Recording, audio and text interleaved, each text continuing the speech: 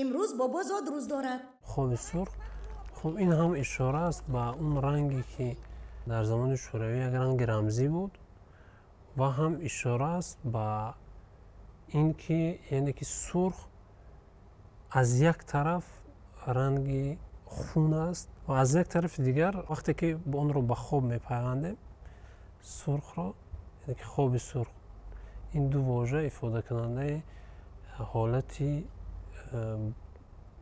حالتی دراماتیک است. یک خوشخبری دیگر هم هست. زادروز امروز در خانه‌تان قید میکنیم. ده.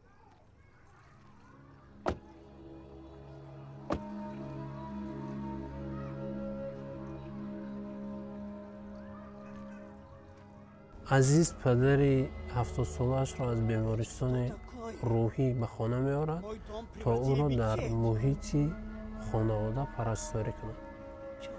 پیرمرد که در گذشته سرباز ارتش شوروی در افغانستان بوده است با حسرت زمان شوروی زندگی می کند.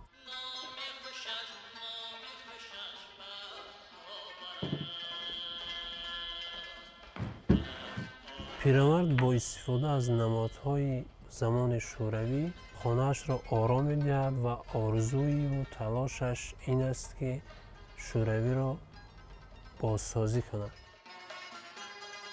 این خانه خوابت به مانند مجلسگاه حزبی شده است. چه شکایت دارید؟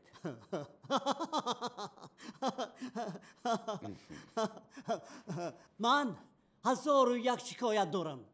این یکی از اون کمونیستایی که خیلی اعتقادش پابرجاست و از نقطه نظر خودش تنها دوران شوروی بهترین دور است.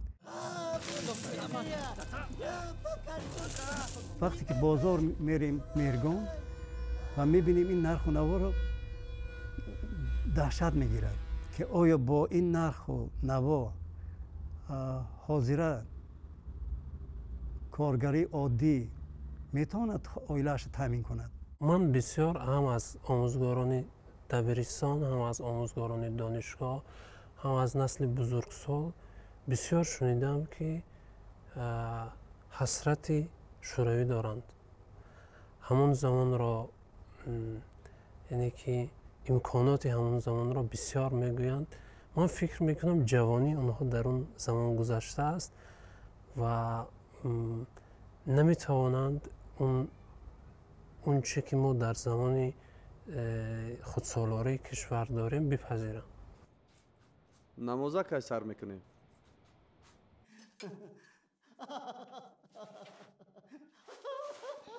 یکی از موضوعهای بسیار بحث برانگیز مسائل دینی است، اما دیدگاه کمونیستی بیشتر فهماست برای نسل زمان شوروی، برای نسل امروز یک کمی نامفهوم است. با خودت ریزم چه؟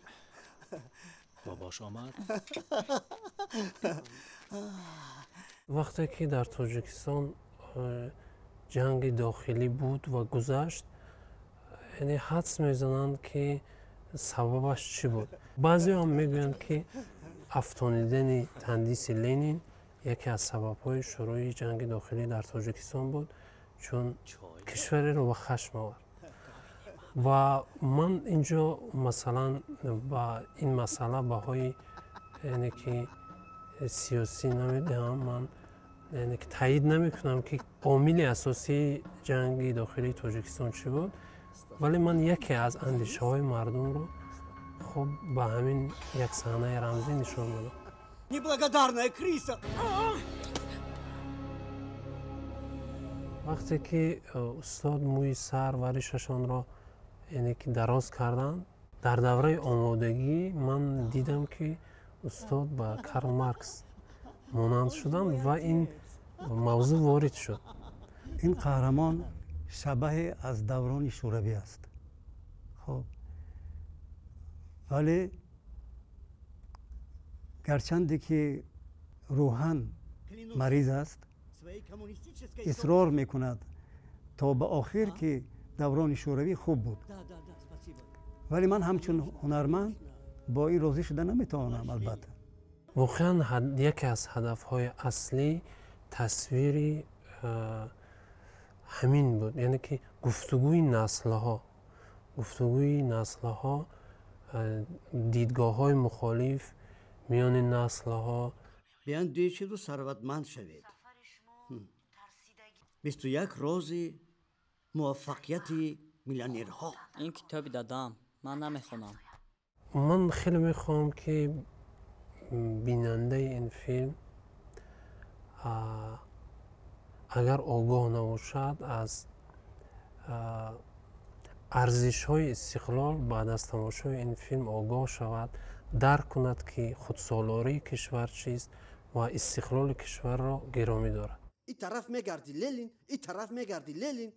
کی است این خودش ها؟ آن پشت پرولتاریاتا. آن کاری که لنین کرده است خدا نکرده است. استغفرالله گوی دادا. چی؟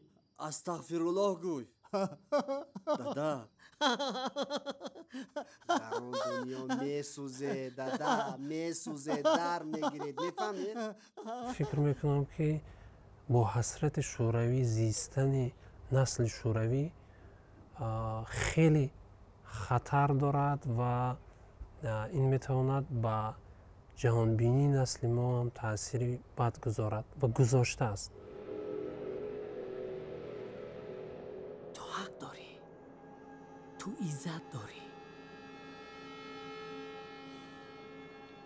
تو ارزش های خود رو داری. دنیای کودکی تو سرحد دارد و کسی حق ندارد که به اجازتی تو به سرحد ارزش های تو پا گذارد. میفهمی؟